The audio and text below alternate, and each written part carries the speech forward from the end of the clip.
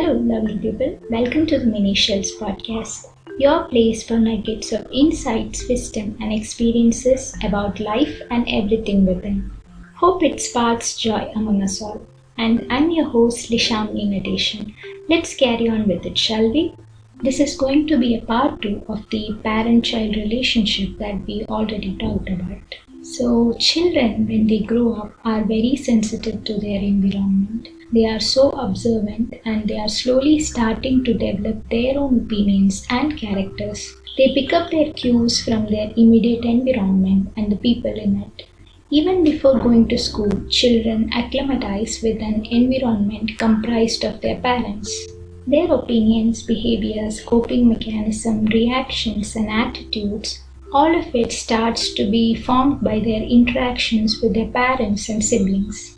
As the authors of the book Money Mammoth puts it, our relationship with our parents is complicated, made up of a mixed bag of feelings and experience over the years. Due to the nature of our species, we rely on the care, feeding and protection of our parents longer than any other animal. As a result, we are more influenced by our parents than any other species. This is also where we get most of our socialization. For better or worse, you entered the world as the socialized and behavioral result of what you saw your parents say and do when you were young. So that's what the book said. Their whole life, the parental figures become their idols. If not, they become something that they do not want to be. It's either want to grow up like them or grow up not to be like them. But unfortunately, however we hate their behaviors, we tend to internalize it. Even when we hate it, we become like them in the future.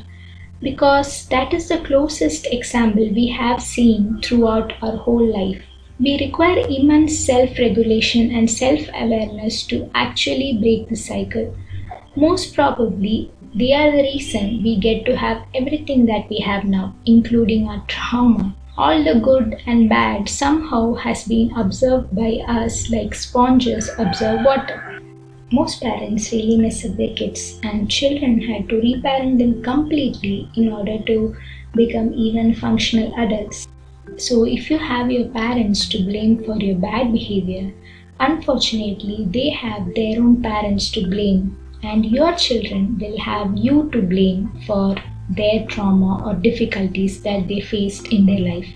This cycle will keep on going until you truly open your eyes to break this sort of behaviors. We are so keen to blame our parents and claim that we won't be like them, but only to find ourselves in the exact same position in the future, rethinking our own thoughts and beliefs. The truth is, parents are also messed up children.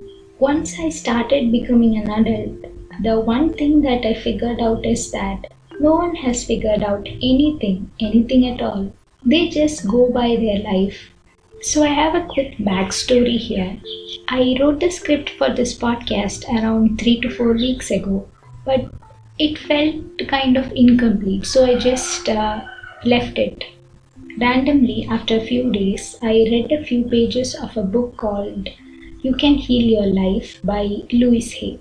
And suddenly I felt like I got all the answers that I was searching for. So this is what the book says. When we grow up, we have a tendency to recreate the emotional environment of our early home life.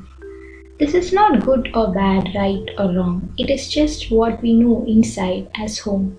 We also tend to recreate in our personal relationships the relationships we had with our mothers or with our fathers or what they had between them. Think how often you have had a lover or a boss who was just like your mother or father. We also treat ourselves the way our parents treated us. We scold and punish ourselves in the same way. We also love and encourage ourselves in the same way if we were loved and encouraged as children. However, I would not blame our parents for this. We are all victims of victims, and they could not possibly have taught us anything they did not know. If your mother did not know how to love herself, or your father did not know how to love himself, then it will be impossible for them to teach you to love yourself. They were doing the best they could with what they had been taught as children. If you want to understand your parents more, Get them to talk about their own childhood. And if you listen with compassion, you will learn where their fears and rigid patterns come from. Those people who did all that stuff to you were just as frightened and scared as you are. I believe that we choose our parents. Each one of us decides to incarnate upon this planet at a particular point in time and space. We have chosen to come here to learn a particular lesson that will advance us upon our spiritual evolutionary pathway. We choose our sex, our color, our country, and then we look around for the particular set of parents who will mirror the pattern we are bringing into work on in this lifetime. Then, when we grow up, we usually point our fingers accusingly at our parents and whimper, "You did it to me." But really, we chose them because they were perfect for what we wanted to work on overcoming. So that's what the book said. And whatever that the book said, I don't know if that is the truth. I might still get confused or skeptical about the same within a few days. But still, I got answers for what I was searching for. I did believe that our thoughts make up our reality. But what about where we are born? Because all those circumstances decide the way we look at our life or even think. So, how can we be responsible for our thoughts? Was my question. And I guess I got the answer for that. So, just cut some slack. When we think of our parents, we think of them as these supposed to be perfect individuals who always knew what to do, how to do, as someone who is supposed to be calm and composed and able to handle it all with grace their entire life of parenthood. But often we are faced with only disappointment because they are human beings too. Though I'm not justifying their neglect or lack of proper care.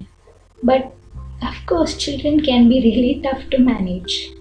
And parents have their own demons to face. Their life, their career, juggling all these things is not an easy thing to do. And only when you are at their position you can truly understand what it was to be like them in that particular time. I just am telling you to forgive them a little. They did everything out of their best interest for you. At least most of them were. They did what they could with the tools that they had at that particular time. You and them are from two different generations. The major social idea each of you faced are different. The ideologies and beliefs were different. The resources and understanding of the world is different for them and you. And it will be different for your kids as well when they grow up. So before being harsh on them, be considerate of all of this. If you start acting rude and distant to them because they acted that way to you, then what is really the difference between you and them? So you have already become like them, right? As children, of course, we didn't have the tools to handle it properly, so we developed a lot of coping mechanisms, etc. That is fine. But as you grow older, as you become adult, it is your responsibility to handle the situation. You have to take the responsibility if you want the relationship to change. And moreover, you think that you will be a better parent. Well, I hope you be that way. But keep something in mind. You would want to give everything to your kid, everything that you didn't get to have. But your parents too did the same to you. They strived you to give everything that they didn't get to have. Can you find the similarity? You would give everything to your kids, and that will still not be enough for them because people always think about what they couldn't have despite all the things they did get to have. So, being grateful for what you received is really important, and whatever could have been better, you make it better as you grow when you become parents. Not only give them what you couldn't have, but also that they need at that particular time. Be receptive to their needs and emotions. Often parents believe that they have ownership over their kids. In the name of protecting them, we take advantage of them, try to control their everything, as if children owe everything to their parents. But actually no, children never asked to be born. We birth them for our own happiness, or in the name of continuing our generation. but we are just vessels through which they come to this world. So, as parents, it's our sole responsibility to provide them all the love and care we can and give a peaceful life from our part. To be happy, to be a happy couple, and to build a happy home for them, not simply a luxurious home. Now that I have cleared that, I have something more to say. As children, we should understand that even though we might have not wanted all this, we are here because of some grand universal design. And remember the words that I read from the book? You could have chose it. So whether we like it or not, everything that we enjoy in this world is also because of our parents. So let's learn to be grateful instead of acting out like entitled creatures. Love and respect goes both ways. Parents may be responsible for our needs, but not for our luxuries. It is never right to expect another soul to provide you with all the luxury in the world. And it is also never right to put all the responsibilities and blame over another person for your state of being. You may not be able to help them financially, but still you are capable of showing them love, helping them in whatever way you can. So this is a journal entry that I wrote around 2021, I guess. This is how it goes. Yesterday when I was reading this book, Discover Your Dharma, I felt this sudden urge to hug my parents and say that I'm happy that I got them as my parents. They have done a lot of things for me and I'm also grateful for it. I love them the most, and even when we feel like we have misunderstanding between each other, I'll always love them. After all, that's all they want from us, isn't it? It was the right thing to do. I wanted to do it. Even the thought of it felt so good and clear and joyful. But then, just within few seconds, I'm not gonna do that, am I? It's not possible, right? It would be so weird. How would they react? It would be embarrassing. Now is not the right time. All of these thoughts strike me, and the urge vanished within mere seconds. I have felt that way, but I couldn't make myself to do it. But let's say what if this was the last time I'm going to be able to talk to them? If something happens, will I be able to forgive myself? Will I be able to stop feeling regret? So regret and guilt is far more painful than anything that could hurt you, right? So that's what I wrote.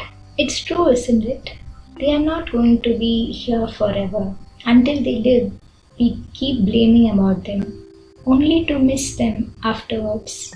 I know sometimes it's very difficult to handle them. Still, we do care for them, right?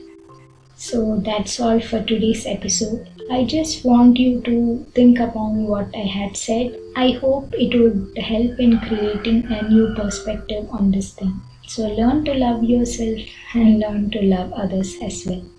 Thank you for tuning in. Do follow and give it some shares. You could also follow me on Instagram, X and my WhatsApp channel at Minishells. Once again, thank you, and we'll be back with a new episode on Saturday.